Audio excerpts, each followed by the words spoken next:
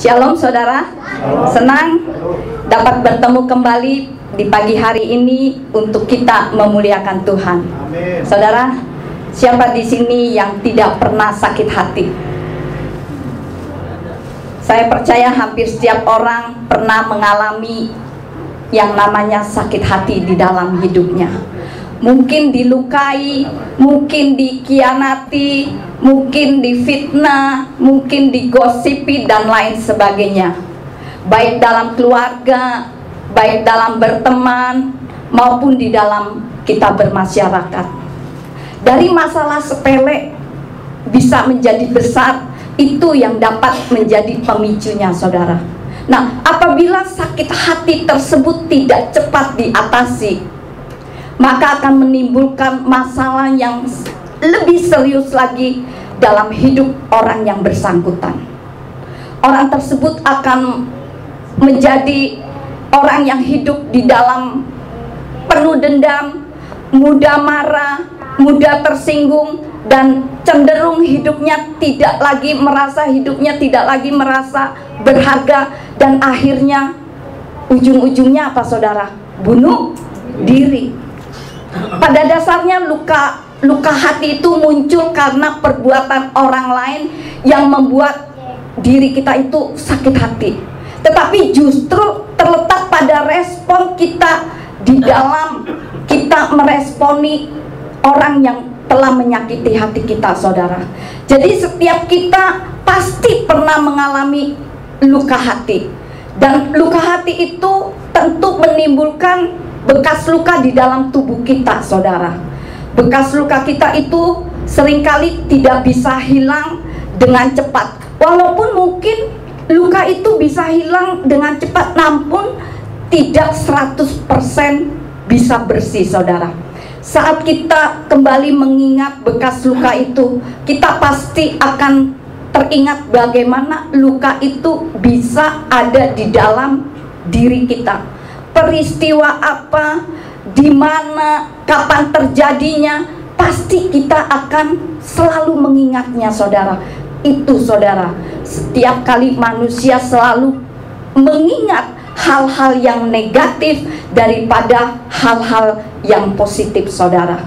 Nah, kita sebagai umat Tuhan, kita wajib mengingat ucapan Tuhan Yesua bahwa semua yang keluar dari mulut itu meluapnya itu di dalam hati. Coba kita lihat saudara ayatnya saudara. Lukas 6 ayat yang ke-45, di situ dikatakan, orang yang baik mengeluarkan hal yang baik dari pembendaharaan hatinya yang baik, dan orang yang jahat mengeluarkan hal yang jahat dari pembendaharaan hatinya yang jahat, karena mulutnya mengucapkan apa yang meluap dari hatinya. Untuk itu saudaraku yang terkasih, pada pagi hari ini saya mengajak untuk kita belajar, untuk kita merenungkan apa yang Tuhan mau kita lakukan. Saya akan berkhotbah dengan judul menghindari sakit hati. Menghindari sakit hati, yang akan saya ambil dari kitab Amsal 4.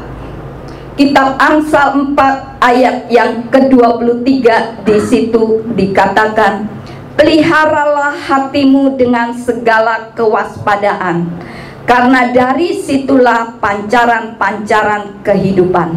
Nah saudaraku yang terkasih, nats yang baru kita baca itu adalah salah satu nats dari rangkaian nats yang ditulis oleh Salomo, yang masih merupakan bagian dari ayat-ayat sebelumnya.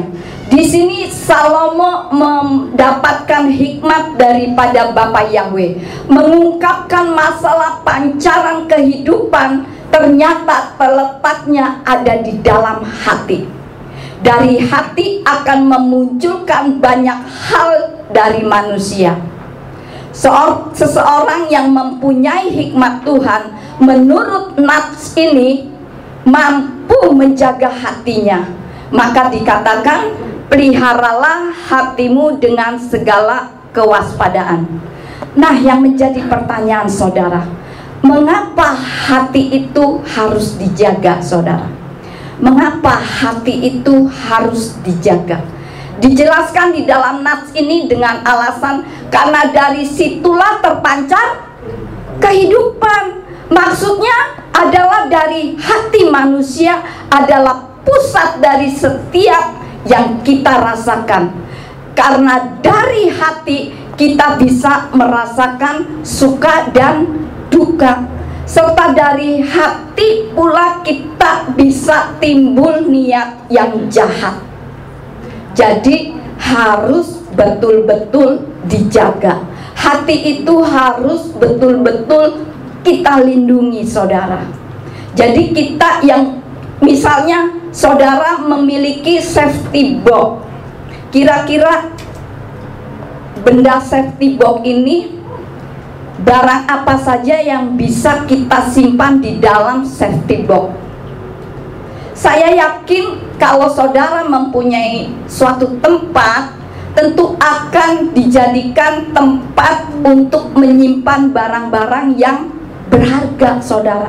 Barang-barang yang harganya spesial di dalam kehidupan saudara. Nah, hati kita pun ibarat sebuah safety box, saudara. Hati kita itu bukanlah tempat untuk menyimpan barang-barang yang sembarangan, saudara. Hati sangat spesial, saudara. Karena itu firman Tuhan katakan, jagalah hatimu, karena disitulah terpancar kehidupan, saudara.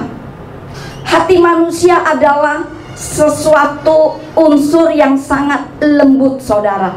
Suatu unsur yang sangat halus, sehingga hati itu mudah terluka, mudah tergores, mudah mengalami sakit.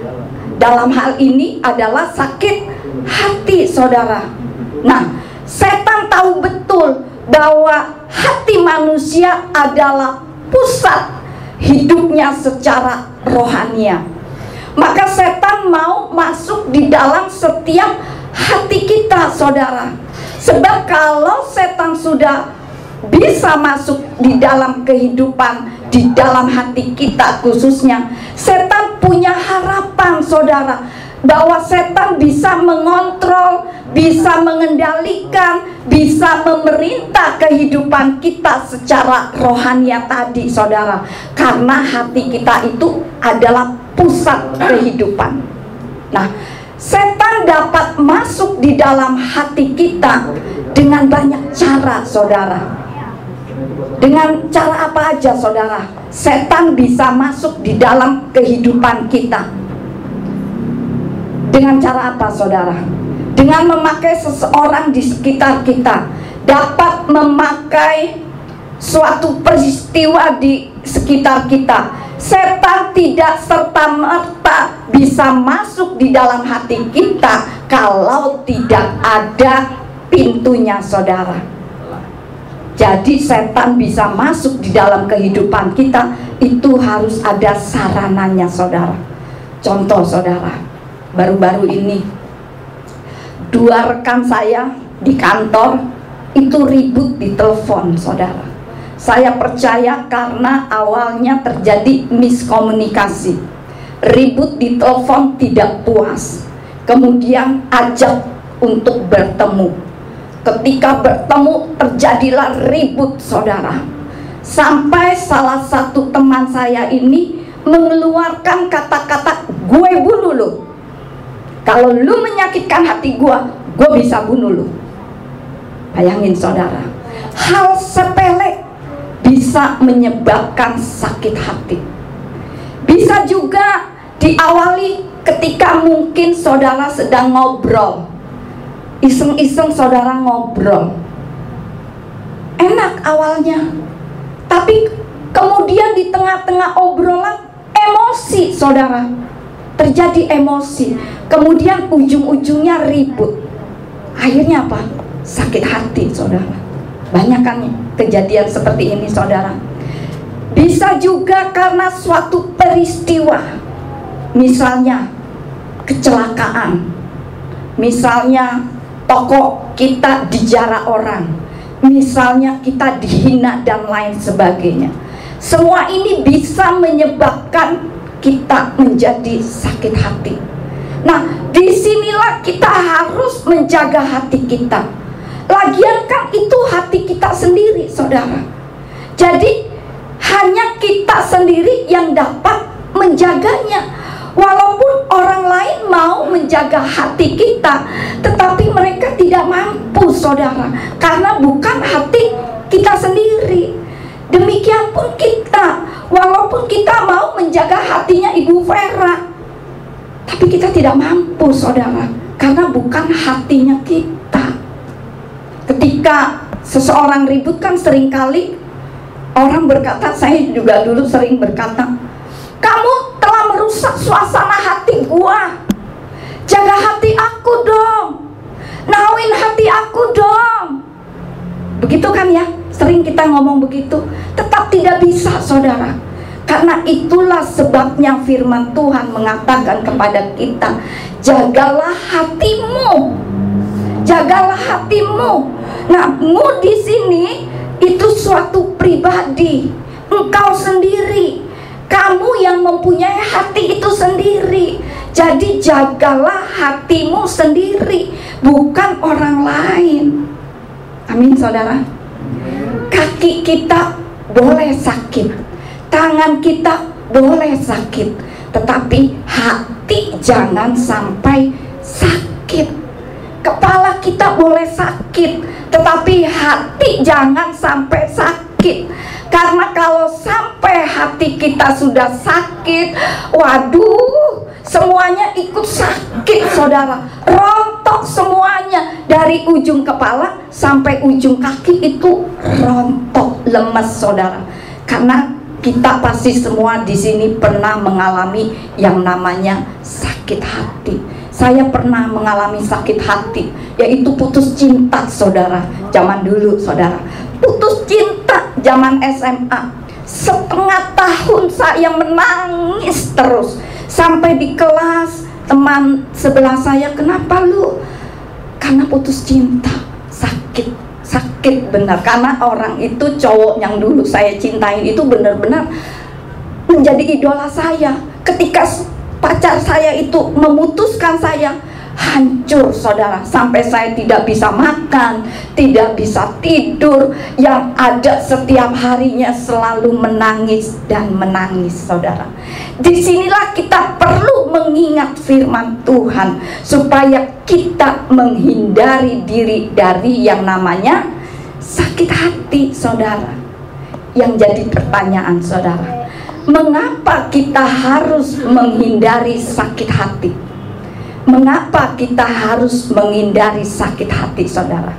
Kalau kita membaca nats yang tadi dengan secara menyeluruh, maka saya mencatat paling tidak ada 3 alasan mengapa kita harus menghindari sakit hati.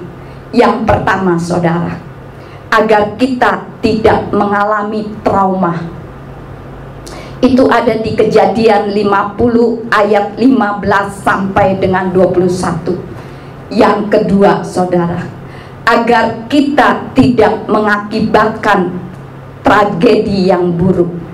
Ada di dalam Kejadian 4 ayat 1 sampai dengan 11. Yang ketiga, saudara, agar kita tidak menciptakan tradisi yang buruk. Ada di dalam 1 Samuel 24 ayat 1 sampai 23. Nah, kita yang hadir di sini, kita yang mendengarkan khotbah ini adalah orang-orang yang memiliki hati. Saudara semua punya hati kan ya? Siapa di sini yang nggak punya hati? Kita tentu punya hati. Nah, hati itu adalah pusat kehidupan kita secara rohani. Maka dari itu harus betul-betul kita jaga dengan segala kewaspadaan, dengan segala hikmat daripada Bapa Yahweh. Kalau tidak, setan bisa masuk dan setan bisa mengontrol dan mengendalikan kehidupan kita.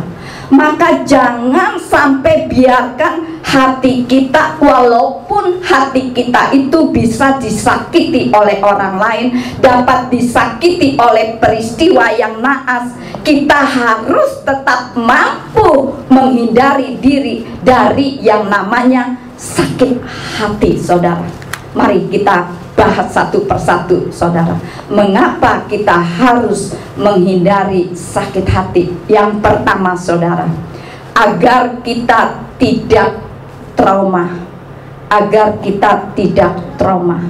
Kita akan belajar dari kisah Yusuf yang mampu menghindari sakit hati sehingga dia tidak mengalami trauma. Kita baca dulu, saudara, Kejadian 50.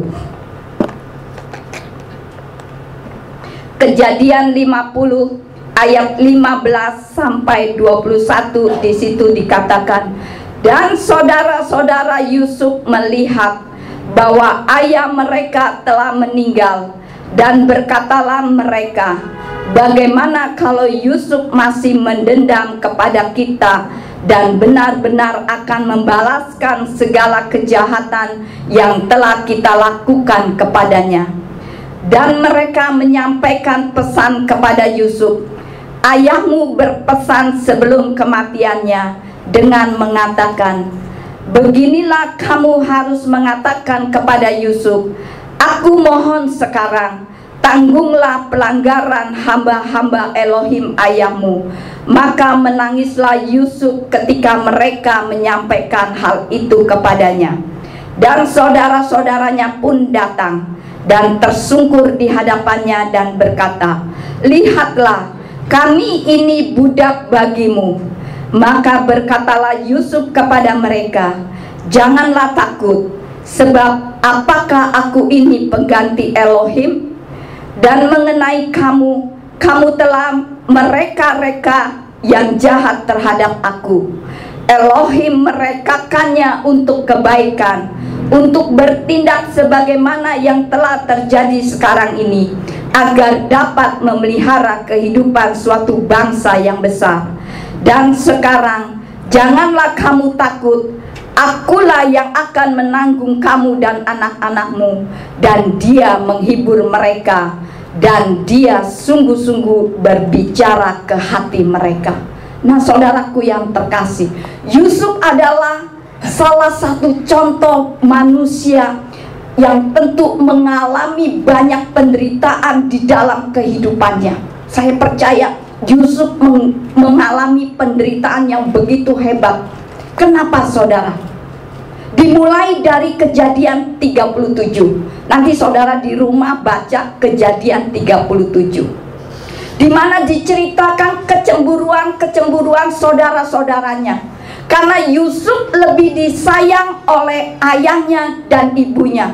Kemudian dengan mimpinya Yusuf kemudian membuat dirinya itu semakin dibenci oleh saudara-saudaranya.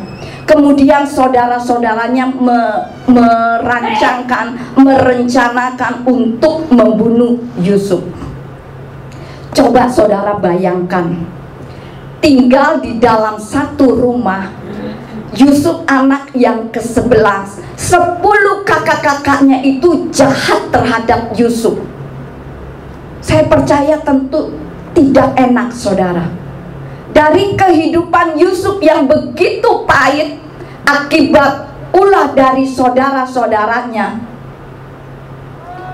dan kemudian kakak-kakaknya karena sakit hati sehingga mereka memperlakukan Yusuf dengan tidak adil. Tetapi Yusuf di sini tidak menjadi pahit hati, saudara. Yusuf tidak menjadi dendam atau benci, saudara. Yusuf juga tidak memberontak dan membela dirinya sendiri. Tidak, saudara. Walaupun saat itu Yusuf juga difitnah oleh istrinya Firaun, saudara. Ia juga tidak mengeluh atau mengomel ketika dilupakan oleh juru minumnya Raja Firaun. Justru Yusuf memberi pengampunan kepada mereka, saudara. Ini terjadi karena Yusuf memiliki respon secara positif terhadap setiap masalah yang dihadapinya. Yusuf memiliki roh yang kuat. Ia tidak pernah mengizinkan kemarahan, mengizinkan sakit hati itu menguasai dirinya, sehingga Yusuf bebas dari yang namanya sakit hati. Coba jika saudara dibegitukan, apa yang saudara lakukan? Tentu saudara akan dendam, tentu saudara akan sakit hati. Tetapi Yusuf tidak demikian, saudara. Singkat cerita, kehidupan Yusuf kemudian berubah secara total. Yusuf diangkat oleh Raja Firaun pada posisi yang paling tinggi, luar biasa. Mengapa kehidupan Yusuf bisa berubah, saudara? Kenapa kehidupan Yusuf bisa berubah, saudara? Karena Yusuf tidak banyak melihat masa lalunya. Dia lebih banyak mengarahkan pandangannya ke depan. Dia hanya memandang Elohim dengan segala keindahannya. Yusuf tidak mengalami trauma karena dia mampu menghindari diri dari yang namanya sakit hati. Maka Yusuf bisa maju dan Yusuf bisa menjadi orang nomor 1 di Mesir, saudara. Coba kita buka dulu Kejadian 41. Kejadian 41 ayat 40 sampai 44. Di situ dikatakan, Engkaulah yang berkuasa atas istanaku, dan kepada perkataan mulutmu segenap rakyatku akan menaatinya. Hanya pada takhta inilah aku lebih besar daripadamu. Dan berkatalah Firaun kepada Yusuf, Lihatlah, aku telah mengangkat engkau menguasai seluruh negeri Mesir. Maka Firaun menanggalkan cincin meterainya dari jarinya dan mengenakannya ke jari Yusuf. Dan dia memakaikan pakaian dari lenan halus kepadanya dan menggantungkan kalung emas pada lehernya. Dan dia membuatnya berkendaraan kereta miliknya yang kedua. Dan orang berseru di hadapannya hormat, dan memberikan kepadanya kuasa atas seluruh tanah Mesir. Dan berkatalah Firaun kepada Yusuf, Akulah Firaun, tetapi tanpa engkau seorang pun tidak akan mengangkat tangannya ataupun kakinya di seluruh tanah Mesir. Luar biasa, saudara. Ketika Yusuf berhadapan dengan saudara-saudaranya, apakah Yusuf menjatuhkan hukuman mati, atau Yusuf mencambuk mereka, atau menjadikan saudara-saudaranya itu budaknya Yusuf? Tidak, saudara. Dia memilih untuk mengampuni saudara-saudaranya itu secara tulus, saudara. Tidak ada dendam, tidak ada kepahitan sama sekali. Mengapa, saudara? Karena Yusuf fokus sepenuhnya kepada Elohim. Ini sebuah sikap hati yang sungguh luar biasa diperlihatkan oleh seorang Yusuf, saudara. Nah, kita sebagai anak-anak Tuhan, jangan main-main dengan yang namanya sakit hati. Kalau kita pelihara sakit hati, akan mengakibatkan trauma, kemudian menjadikan kita pasif untuk berbuat baik, menjadikan kita kemudian tidak berani untuk melangkah. Orang suka berkata, habis gimana? Sakit sih, sakitnya di sini loh, gitu. Saudara, kita ini suka memindahkan rasa sakit ke dalam hati kita. Akhirnya karena kita memasukkan barang-barang yang sakit, akhirnya kita menjadi kesal sendiri, saudara. Coba saudara samping-samping dicubit dengan keras, sampai berkata, "Au, sakit." Tapi Tapi kemudian dalam waktu 5 menit ditanya sakit enggak, tentu berkata tidak lagi. Kita tidak akan berkata cubitan orang itu tidak sakit. Kita tidak berkata fitnaan atau cemoohan orang itu tidak pahit. Tetapi jangan semuanya itu dipindahkan ke dalam hati kita, saudara. Paham ya saudara ya? Maka dari itu saudara, seperti yang saya katakan, tangan boleh sakit, kepala boleh sakit, tetapi hati jangan sampai sakit. Jadi kalau bukan kita sendiri yang menjaga hati kita, itu siapa lagi saudara? Saudara tahu hati ayam? Tahu ya? Hati ayam itu halus atau kasar? Halus. Rasanya bagaimana? Manis kan? Gurih kan? Gurih ya. Nah, di sisi hati ayam itu ada yang namanya kantong empedu. Di hati kita di sebelahnya ada kantong empedu. Kantong empedu itu rasanya apa saudara? Pahit. Kenapa demikian saudara? Ini adalah salah satu cara desain daripada Bapa Yahweh untuk mengingatkan kita, hai manusia yang punya hati, jagalah hatimu. Jangan campur sembarangan masuk ke dalam hati. Jika yang manis-manis dimasukkan ke dalam hati, tapi jika yang pahit-pahit masukkanlah ke dalam kantong empedu. Jangan salah tempat saudara. Untuk itu saudaraku yang terkasih, kita harus memiliki kecerdasan dalam mengatasi persoalan hidup ini. Kecerdasan emosi namanya saudara.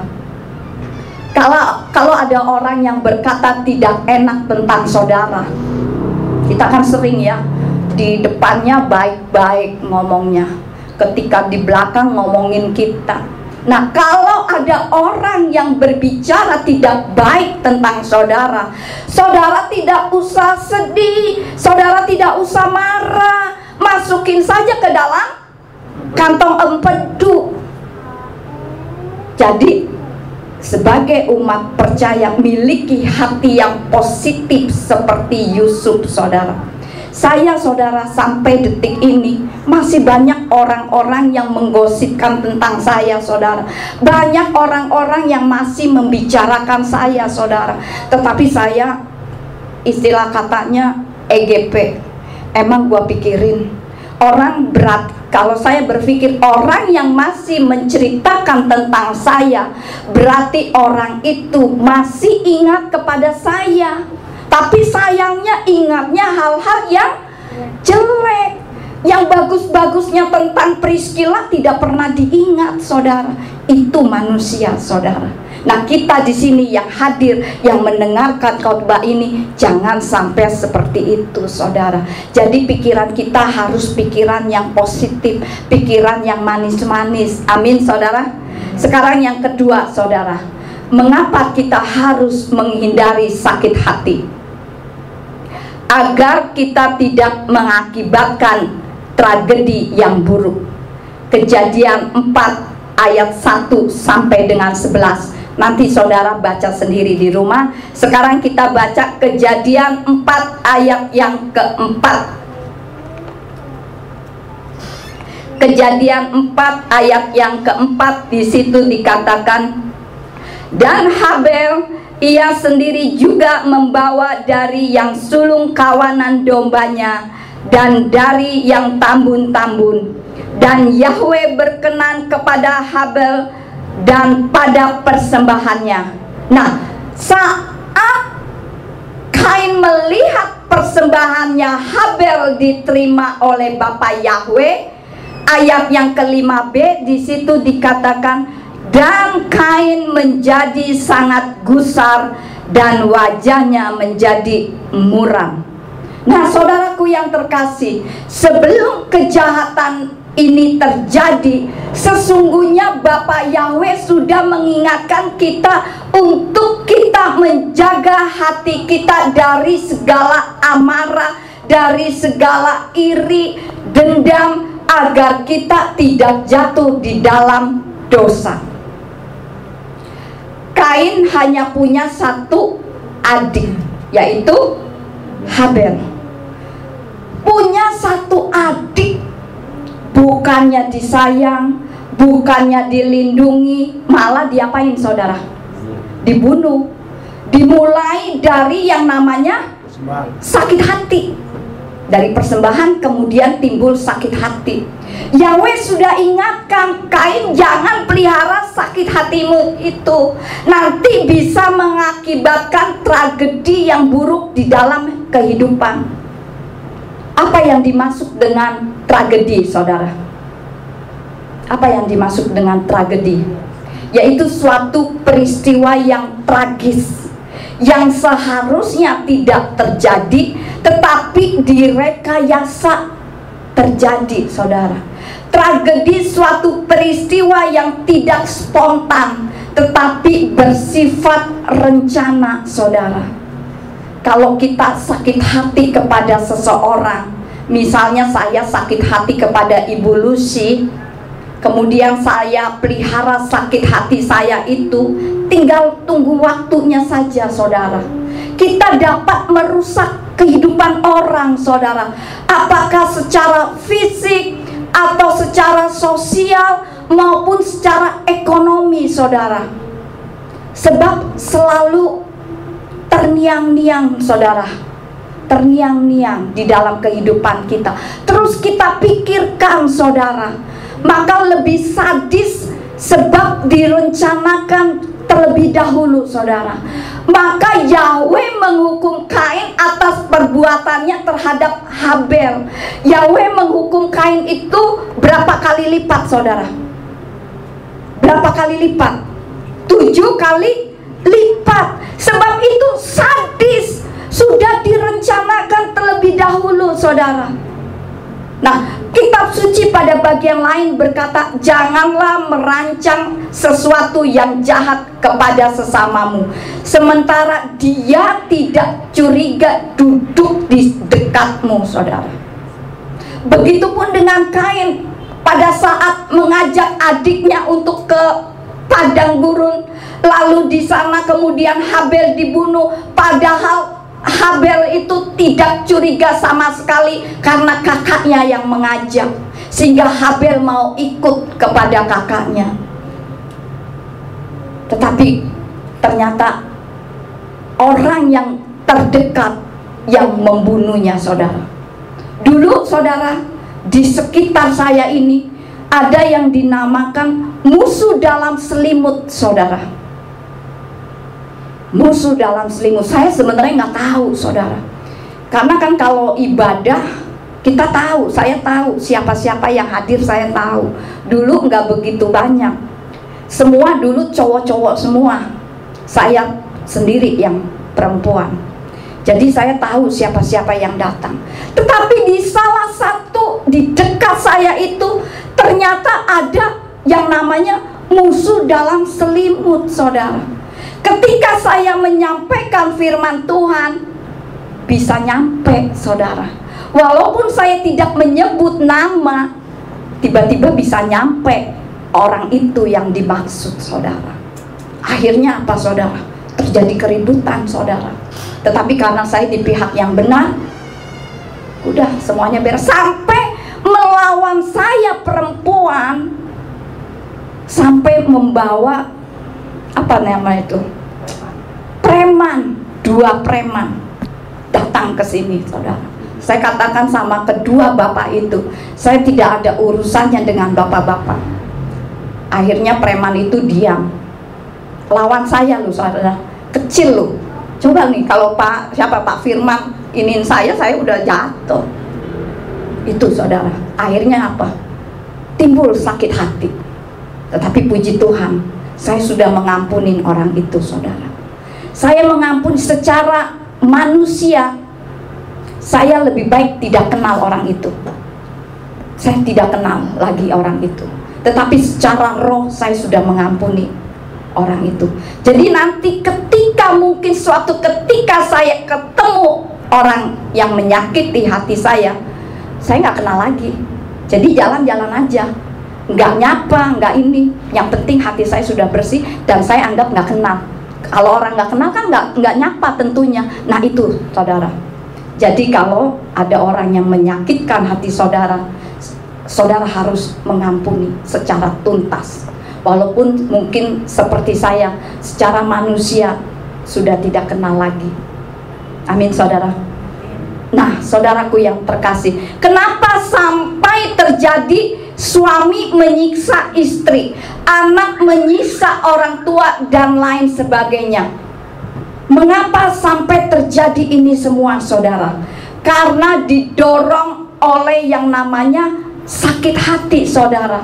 Orang jika sudah sakit hati itu bisa melakukan hal-hal yang sadis saudara, sebab sudah direncanakan saudara. Kalau saudara sampai sakit hati, itu bisa mimpi buruk saudara.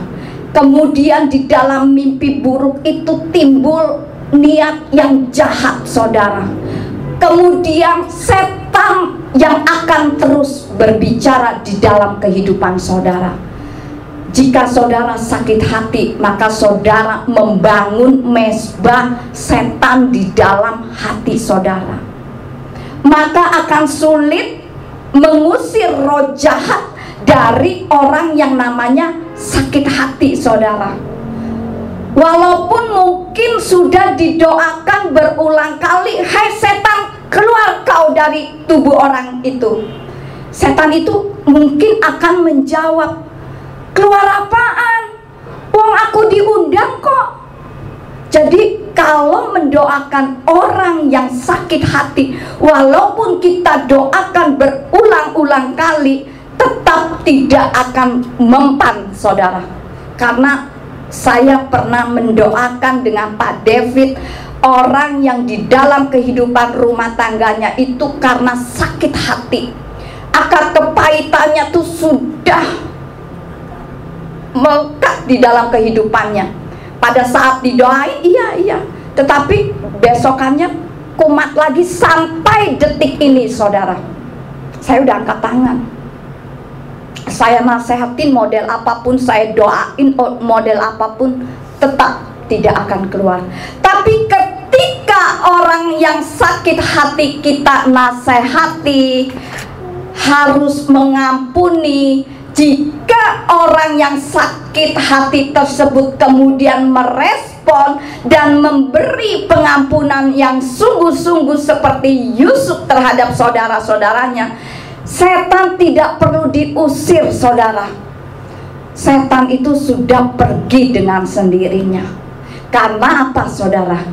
Walaupun tidak didoakan setan untuk keluar, tetapi karena orang yang sakit hati itu sudah mau mengampuni orang, maka setannya keluar dengan sendirinya. Karena apa saudara? Karena mezbah setannya sudah tidak ada di dalam hatinya saudara. Jadi perubahan seseorang itu tergantung dari dirinya sendiri saudara. Saudara mau didoakan 10 pendeta ngetop sekalipun, kalau di dalam kehidupan saudara tidak bisa berubah sendiri, tidak akan bisa saudara. Amin saudara. Jadi setan tidak serta-merta bisa masuk di dalam hati kita. Maka itu jangan pelihara yang namanya sakit hati, karena bisa menjadi tragedi di dalam kehidupan kita. Bukan hanya orang lain yang kita sakiti, tetapi diri kita sendiri pun kita sakiti saudara. Makanya Tuhan Yesus berkata apa saudara? Kasihilah sesamamu manusia seperti kamu mengasihi dirimu sendiri. Kita tidak dapat mengasihi orang lain kalau kita belum dapat mengasihi diri sendiri. Kuncinya apa saudara? Kata kuncinya adalah mengampuni saudara. Orang sering berkata, mengampuni dia? Enggak, saya enggak akan sampai mati pun saya tidak akan mengampuni dia. Sakit hati saya ini. Nah, dari kasus ini, bukan orang lain lagi yang menyakiti dia, tapi diri sendiri yang disakiti. Jangan simpan sakit hati sehingga bisa menyebabkan menyakiti diri sendiri, saudara. Undang Ruach HaKodes untuk menjadi Tuhan di dalam kehidupan kita. Amin, saudara. Amin. Sekarang yang ketiga, saudara. Mengapa kita harus menghindari sakit hati, saudara? Agar kita tidak menciptakan tradisi yang buruk. Dari Samuel 1 Samuel 24 ayat 1 sampai 23, nanti saudara baca sendiri di rumah. Nah, hal yang sama juga kita lihat dari 1 Samuel 24 ayat 1 sampai 23, itu tentang kehidupan Raja Daud. Saya kira tidak ada orang yang tidak kenal Daud atau Daud. Bahkan Tuhan Yesua dikatakan sebagai anak Daud. Daud, saya percaya, mengalami kekecewaan dan sakit hati yang sangat-sangat, saudara. Ia lari dari satu tempat persembunyian ke tempat persembunyian yang lain untuk menghindari Raja Saul yang marah dan ingin membunuhnya. Dan Raja Saul ini adalah mertuanya sendiri, saudara. Padahal Daud suka membantu keamanan bangsa Israel dari serangan musuh. Daud pun yang mendukung Saul untuk menjadi raja. Saul malah dengki tuh terhadap Daud. Sama mantu sendiri lagi, saudara. Sama bawahan sendiri lagi, malah dikejar-kejar mau dibunuh. Jadi lebih dari usia Saul hanya untuk mencari kesempatan untuk membunuh Daud. Daud jadi pengungsi di mana-mana, saudara. Saya percaya saat itu kalau kita ada di dekat Daud, pasti Daud akan stres, saudara. Bahkan kitab suci mencatat dalam 1 Samuel 21 ayat 12 sampai dengan ke-15, Daud itu pura-pura menjadi orang gila, saudara, ketika dipergoki oleh Akis raja kota Gat. Itu pura-pura Daud saking stresnya mungkin dia menjadikan dirinya pura-pura gila, saudara. Saya percaya ini suatu pergumulan Daud yang begitu berat, saudara. Dan ia layak untuk membalas sakit hatinya ketika ia mendapatkan beberapa kesempatan untuk membunuh Saul. Tetapi saudaraku yang terkasih, mengapa Daud tidak melakukannya, saudara? Kenapa Daud tidak melakukannya, saudara? Karena Daud merespon secara positif setiap peristiwa di dalam kehidupannya, saudara. Kalau saudara lihat kehidupan daripada Daud, Daud itu sebetulnya mempunyai potensi sakit hati, saudara. Yang pertama, saudara, Daud ditolak oleh keluarganya sendiri. Coba kita baca, saudara, 1 Samuel. Coba Pak Tony baca, Pak Tony, 1 Samuel 16. 1 Samuel 16 ayat 10 sampai dengan 11. 1 Samuel 16 ayat 10 sampai dengan 11. Sudah?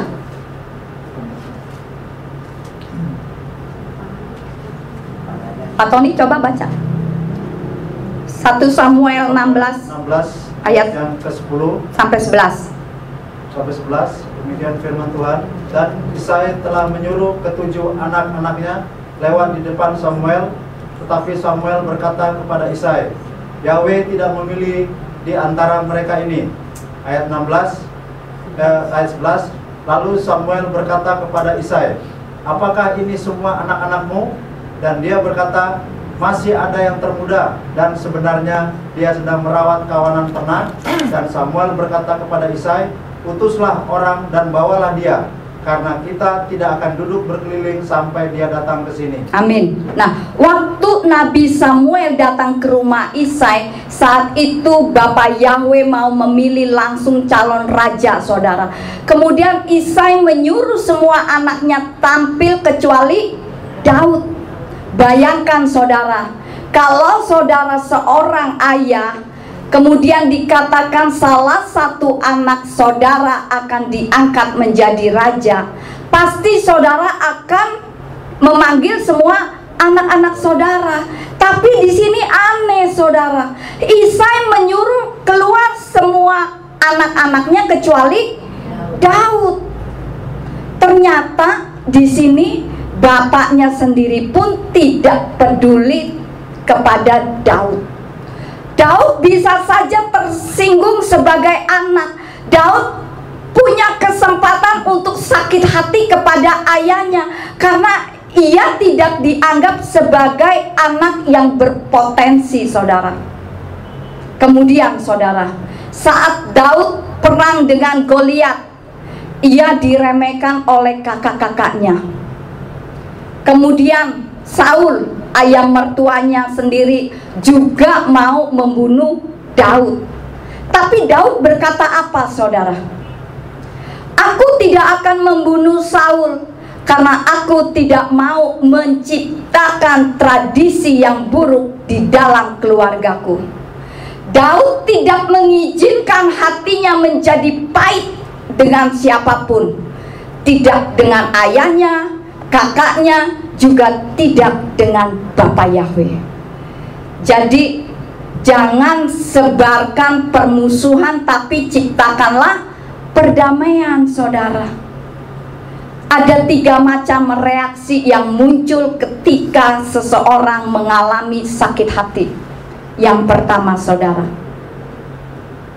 reaksi yang muncul ketika seseorang mengalami sakit hati, sikap mengalah. Sikap mengalah. Sikap ini kelihatannya baik, saudara, karena yang bersangkutan tidak memberi perlawanan. Tetapi sesungguhnya dapat menimbulkan rasa sedih, rasa putus asa, depresi, yang akhirnya bisa bunuh diri, saudara. Itu sikap mengalah, saudara.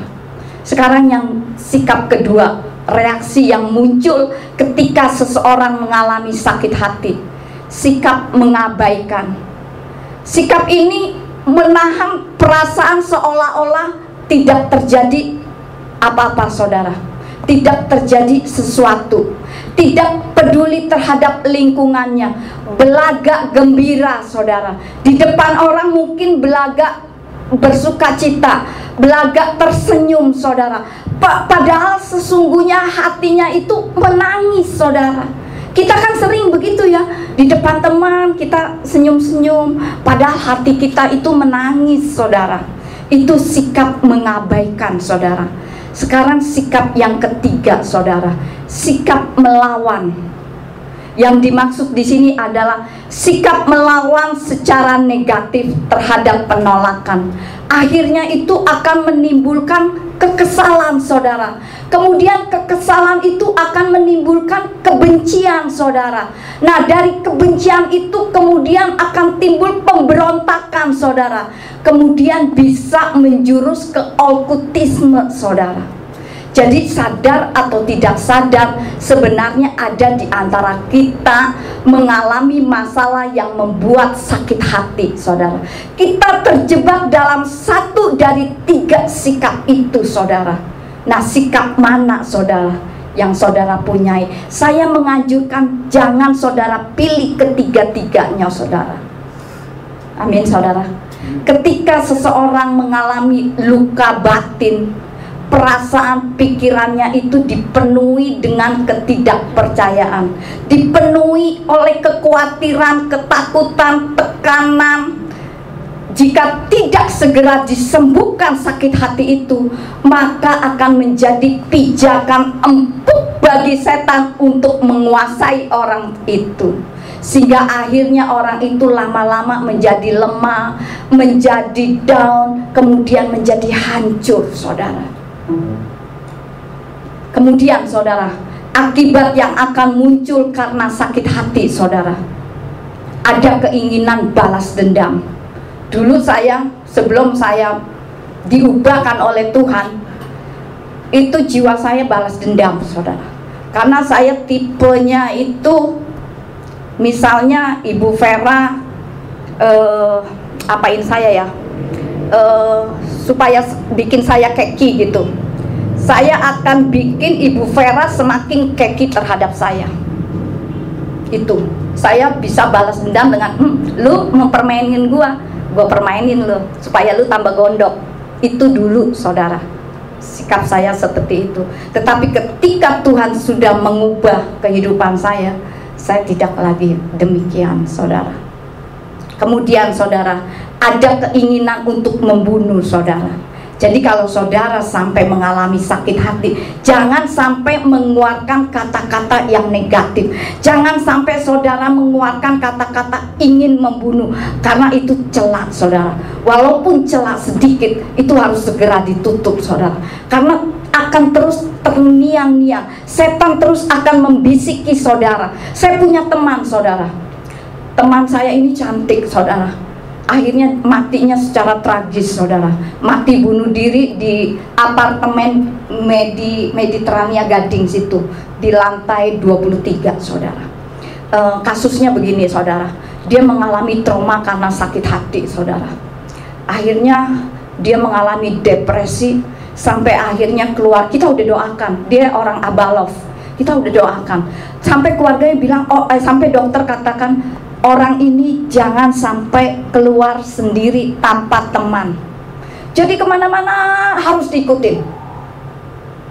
Suatu ketika nggak tahu kenapa lepas sendiri, saudara. Sampai ke apartemen itu nyewa apartemen 3 hari. Nyewa apartemen 3 hari. Jadi pada saat dia bunuh diri, itu karena setannya sudah lu mendingan mati. Jadi dia pergi ke Kelapa Gading, sewa apartemen, keluarganya tidak tahu. Ketika ada di lantai atas, itu jendela kan dibuka, setan berbicara lagi, terjun aja lu, masalah jadi selesai. Terjun aja lu, masalah selesai. Terjun dia, saudara. Saya diceritain ini. Terjun, saudara. Terjun, pada saat terjun dia teriak, tolong. Jadi setannya pada saat dia terjun, setannya sudah pergi. Mati, saudara. Mati, saudara. Nah itu, saudara. Jadi jangan memberi kesempatan untuk saudara sakit hati. Jadi kalau ada orang yang menyakiti saudara, taruh aja di kantong empedu, atau masuk ke kuping kiri, keluar ke kuping kiri. Jangan dimasukin ke kuping kanan, Pak Tony. Karena kalau sudah dimasukin ke kuping kanan, sudah masuk tuh.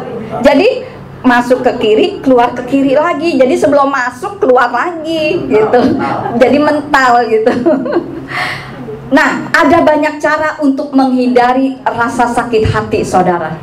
Beberapa ahli psikologi itu menyarankan kalau kita sedang sedih, sedang sakit hati, sedang emosi, itu lebih baik kita menangis saja, saudara. Menangis sejadi-jadinya, saudara.